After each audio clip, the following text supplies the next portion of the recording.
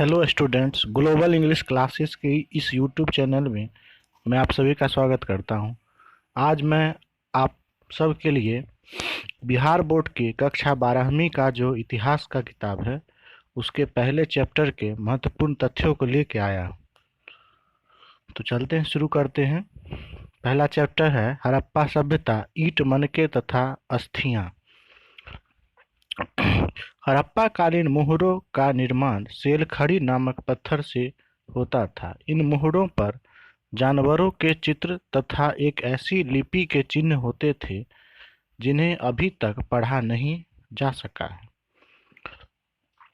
दूसरा पॉइंट है सिंधु घाटी सभ्यता को ही हड़प्पा सभ्यता भी कहा जाता है।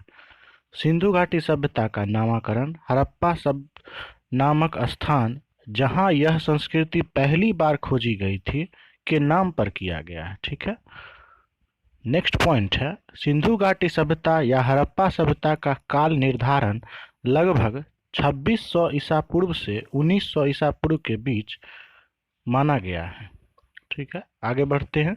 अंग्रेजी में बीसी, जिसे हिंदी में हम लोग ईसा पूर्व कहते हैं, उसका तात्पर्य होता है बिफोर क्राइस्ट, यानी कि ईसा मसीह के जन्म के पहले। ठीक है, जबकि कभी कभी तिथियों से पहले हम लोग एडी देखते हैं लिखा हुआ, जिसका हिंदी में ईस्वी लिखा जाता है।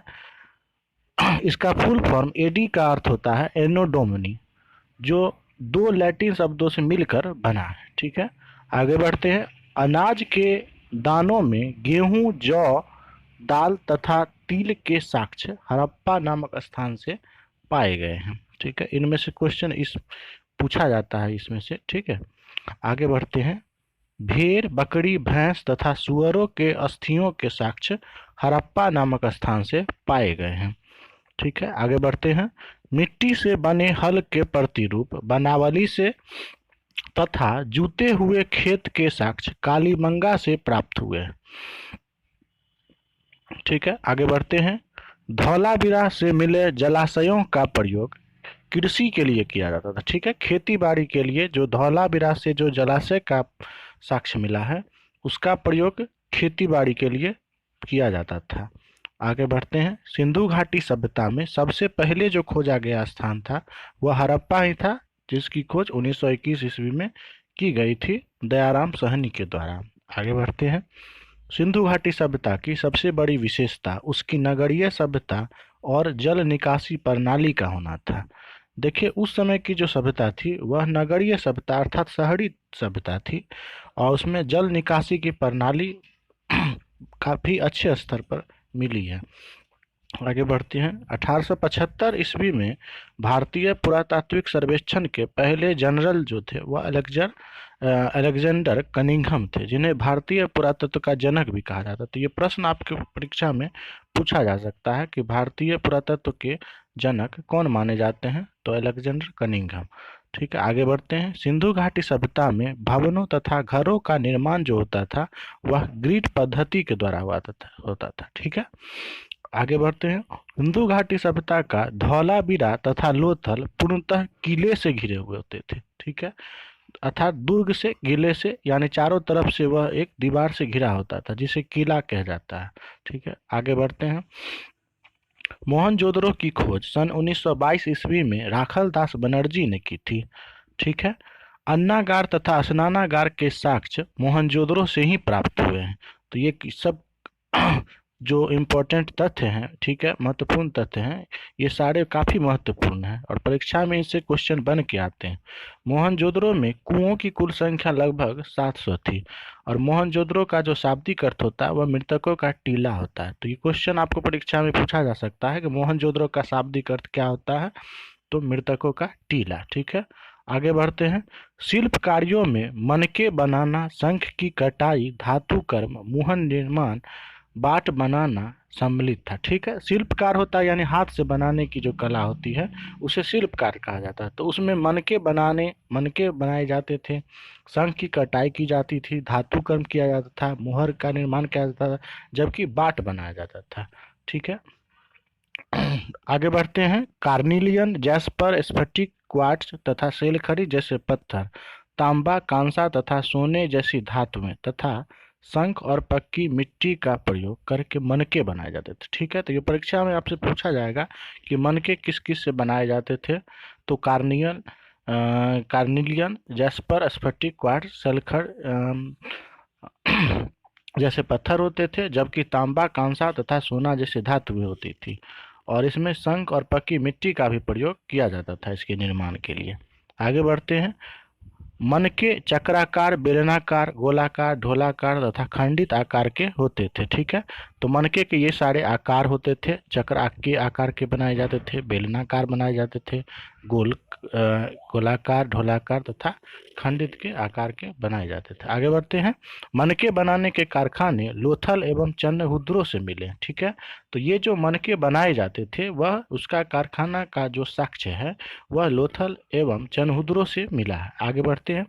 सिंधु घाटी सभ्यता में अफगानिस्तान तथा ईरान से चांदी और टीन, मेसोपोटामिया से लाजवर्त, खत्री से तांबा तथा दक्षिण भारत से सोने मंगाए जाते थे। ठीक है, तो इन सभ्यता में ये सारी जो जो थी, जैसे कि चांदी और टीन जो है वह अफगानिस्तान तथा ईरान से मंगाया जाता था, जबकि लाजवर्त मेसोपोटामिया से, खत्री से तांबा, दक्षिण भारत से सोने मंगाए जाते थे। ठीक है, आगे बढ़ते हैं। मेसोपोटामिया के लेख में मेलुहा शब्द का प्रयोग जो है वह नाविकों का देश के रूप में सिंधु घाटी सभ्यता के लिए किया गया है। ठीक है, तो ये एक मेसोपोटामिया की सभ्यता का शब्द है मेलुहा, जिसका अर्थ होता है नाविकों का देश, और इसका प्रयोग जो है वह सिंधु घाटी सभ्यता के लिए किया गया है। आगे बढ़ते हैं। सिंधु घाटी सभ्यता के सबसे लंबे अभिलेख में लगभग 26 चिन्ह हैं। तो सिंधु घाटी सभ्यता में जो अभिलेख वगैरह जो मिले हैं उनमें 26 चिन्ह हैं, परंतु इसे आज तक पढ़ा नहीं जा सका। इस सभ्यता में लगभग 375 से 400 के बीच चिन्हों की संख्या पाई गई है। तो इस सभ्यता में लगभग 375 से 400 के बीच संख्या थी, और यह लिपि जो थी वह दाएं से बाएं की ओर लिखी जाती थी, जिसे भावचित्रात्मक जो है वह लिपि कहा जाता है। ठीक है, आगे बढ़ते हैं। इस सभ्यता में बाटों के निचले मानदंड द्वि आधारी का प्रयोग किया जाता था, जबकि ऊपर मानदंड के लिए दशमलव प्रणाली का अनुसरण किया जाता था। तो इस सभ्यता में बाटों के निचले मानदंड द्वि आधारी का मतलब होता है जैसे कि 2, 4 के बाद 8, 16, 32 इस तरह से प्रयोग किए जाते थे। ठीक है, जबकि ऊपरी मानदंड के लिए दशमलव प्रणाली का प्रयोग किया जाता था, जो अभी भी यूज किया जाता है दशमलव प्रणाली का। आगे बढ़ते हैं। आर्यों के युद्ध के देवता इंद्र के लिए पुरंदर शब्द का प्रयोग किया गया है। ठीक है, तो आर्यों के जो सबसे प्रमुख देवता थे वह इंद्र थे, और इंद्र के लिए ही पुरंदर शब्द का प्रयोग किया गया है। आर्यों का मुख्य व्यवसाय जो था वह पशुपालन एवं कृषि था। ठीक है, वे लोग पशु पालते थे, यानी जानवरों को पाला करते थे, और खेती बाड़ी वगैरह किया करते थे। आगे बढ़ते हैं। भारतीय पुरातात्विक सर्वेक्षण के पहले डायरेक्टर जनरल कनिंघम थे, जिन्होंने 19वीं शताब्दी के मध्य में पुरातात्विक उत्खनन को आरंभ किया था। ठीक है, आगे बढ़ते हैं। सिंधु घाटी सभ्यता का स्थल हड़प्पा रावी नदी के किनारे स्थित है, जबकि मोहनजोदड़ो जो है वह सिंधु नदी के किनारे स्थित था।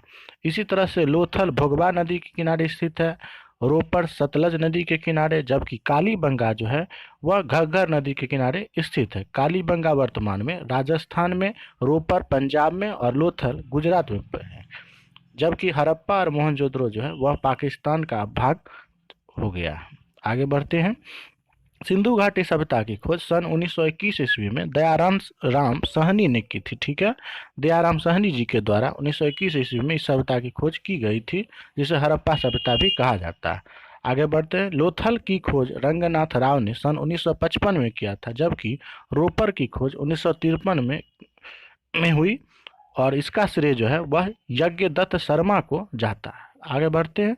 सिंधु घाटी सभ्यता की मुख्य फसल गेहूं और जौ थी।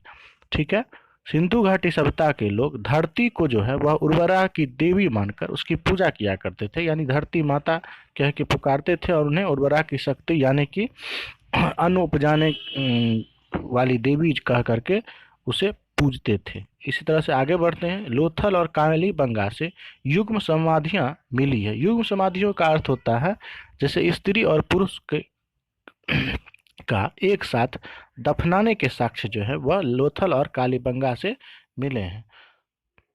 तो इस तरह से थैंक्स फॉर वाचिंग।